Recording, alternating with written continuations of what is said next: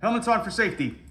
Welcome back to Random, and today we're talking about one of my editor's favorite beverages. It's something he likes to come home to after a hard day's work and take a nice long chug out of a bottle and beat me savagely.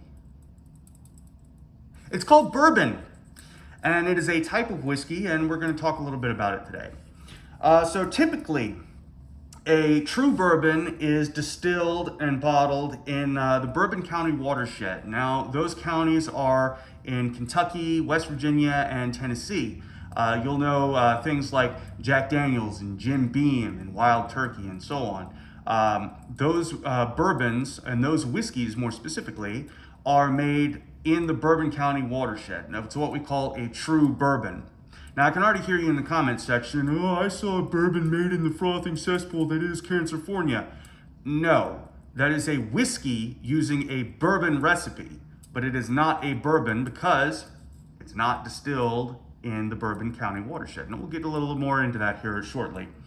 Now, where bourbon actually came from is really up for some dispute, okay? So there are some people that say it was from a royal house in France, where people came from France to the United States back after the Revolutionary War, and they went into certain areas of what used to be Old Virginia, and they called those counties, or that one county that encapsulated an enormous territory, they called it the Bourbon County. Now, of course, that was along what was called the Bourbon watershed, what we know today, several creeks, several rivers, and different sources of water that all feed into a central point, or all delineate from a certain central point. So those counties, of course, that county was, of course, broken up into several different counties in what would later become states of Kentucky, Tennessee, and West Virginia. We'll get in a little bit more about that later. Now,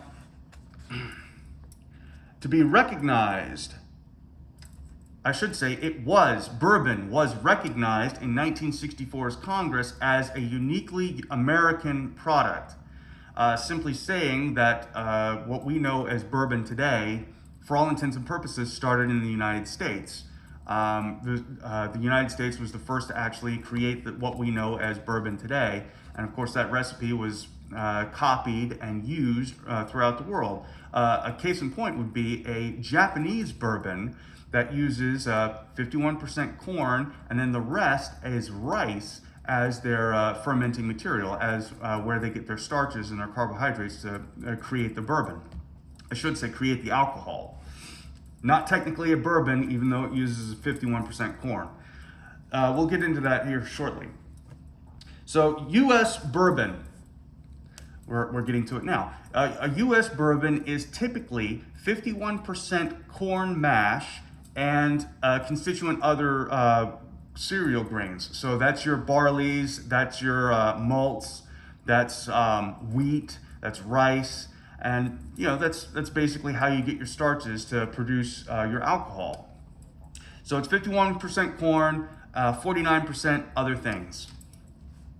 And to be a bourbon, at least as far as the United States Congress is concerned, it has to be aged in a freshly charred oak barrel for a period of time. We'll say between 3 and 7 years, depending on how intense you want to make the flavor of the alcohol.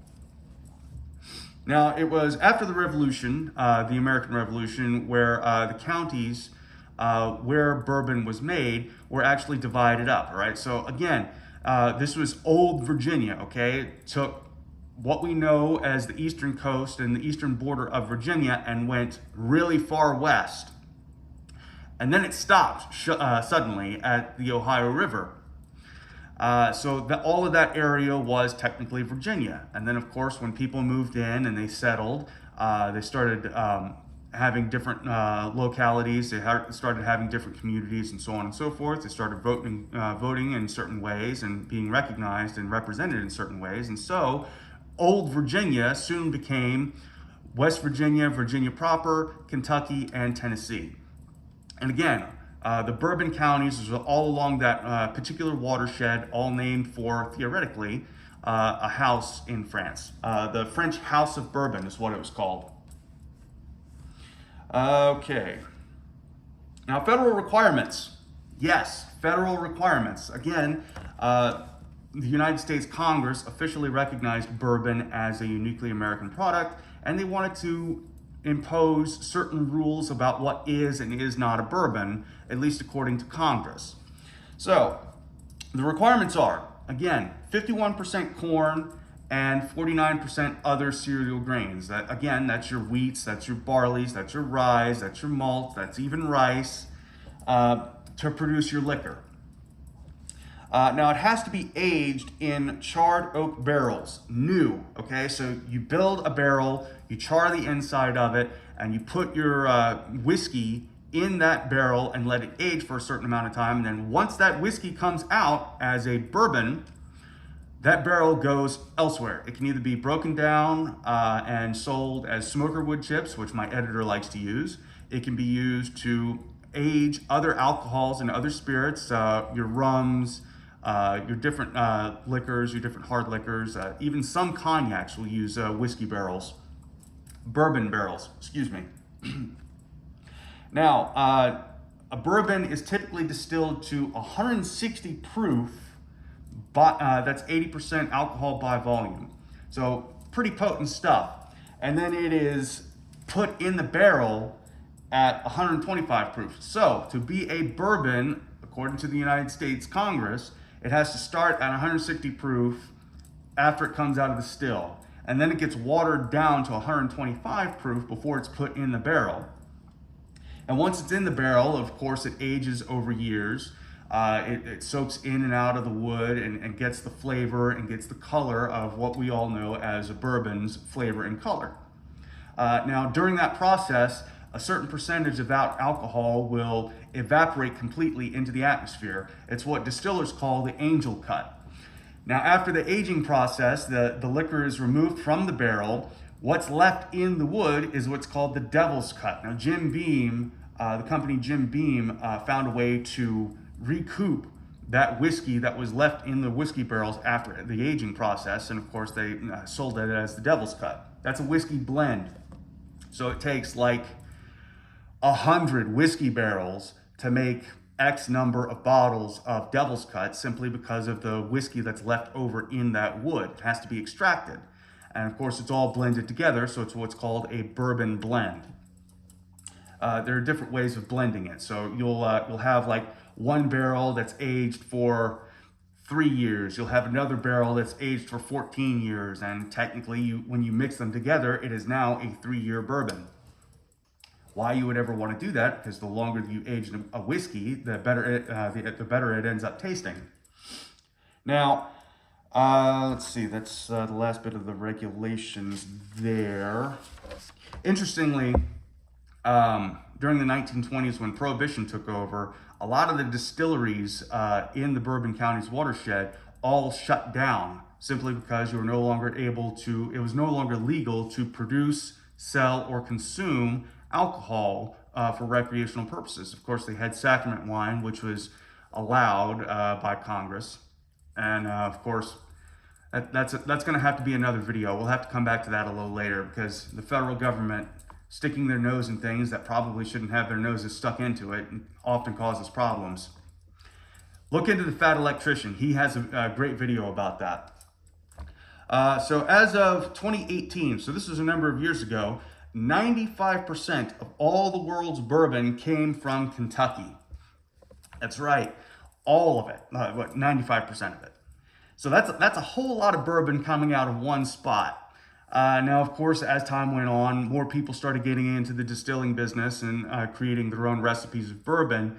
But again, what is a true bourbon is 51% corn mash, 49% other cereal grains, aged in new charred oak barrels for a certain amount of time in the bourbon counties.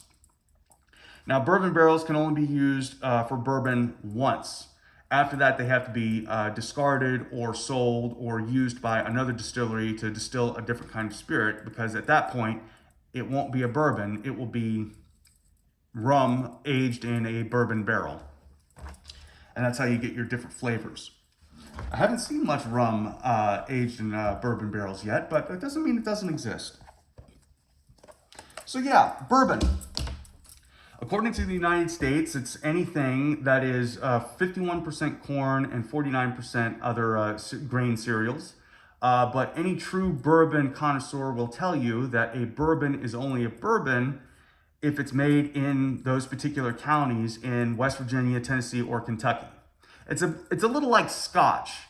The big difference there is Scotch can only be made in Scotland versus any whiskey made using a Scotch recipe is just a whiskey. So this kind of all ties back in. All bourbons are whiskeys in the sense that they are all distilled exactly the same way that the Scotch-Irish distilled their original spirits in Ireland and Scotland.